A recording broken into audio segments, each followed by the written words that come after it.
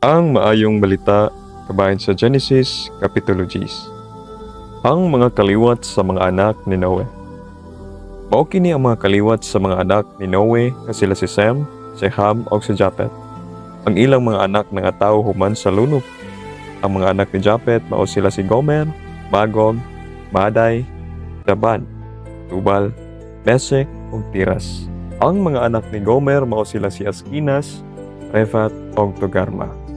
Ang mga anak ni Javan mao sila si Elisa, Tarses, Getem ug Dodan.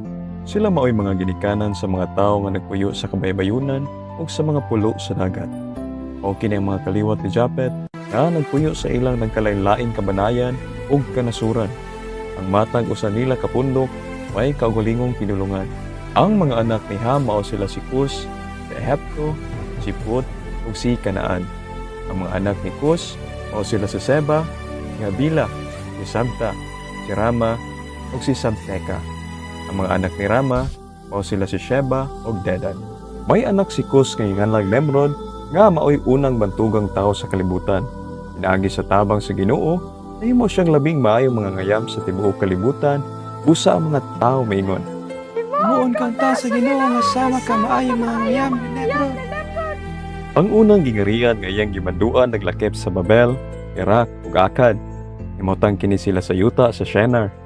Gikan sa mga yuta, mipanaw sa Nimrod paingon sa Assyria ug gitukod niya ang mga syudad sa Nineveh. Gihobot Kala ug Resen nga diha sa tunga-tunga sa Nineveh ug sa dakong syudad sa Kala. Sa Ehipto mao'y ginikanan sa katawhan sa Lodem, sa Namem, sa Lahabem, sa Naftohem, Petrosem, Kaftorem ug Kaslohem nga mao'y gigikanan sa mga Filistihanon. Ang mga anak ni Kanaan mao sila si Sidon, ang mga kamagulangan ug si Het. Kaliwat usab ni Kanaan ang mga Hebusihanon, ang mga Amorihanon, ang mga Gergasihanon, ang mga Hibihanon, ang mga Arkihanon, ang mga Sinaihanon, ang mga Arvadihanon, ang mga Simarihanon ug ang mga Hamatihanon.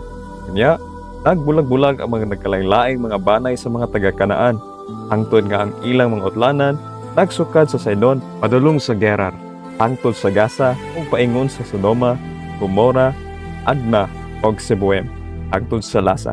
Mao kini ang mga kaliwat ni Ham nga nagpuyo sa nagkalain-laing mga kabanayan ug kanasuran. Ang matag usa ka pundo may kaugalingong pinulungan. Si Sem ang magulang ni Japet, maong ginikanan sa tanang Hebreo. Ang mga lalaking anak ni Sem mao sila si Elam, si Asur, si Arfaksad, si Lud, ug si Aram, nga mao'y mga ginikanan sa mga katawhan nga nagdala sa ilang mga ngalan. Ang mga anak ni Aram mao sila si Us, si Hul, si Geter, ug si Mas. Si Arfaksad mao ang amahan ni Silya, ug si Shila mao ang amahan ni Eber. Duha ang anak ni Eber.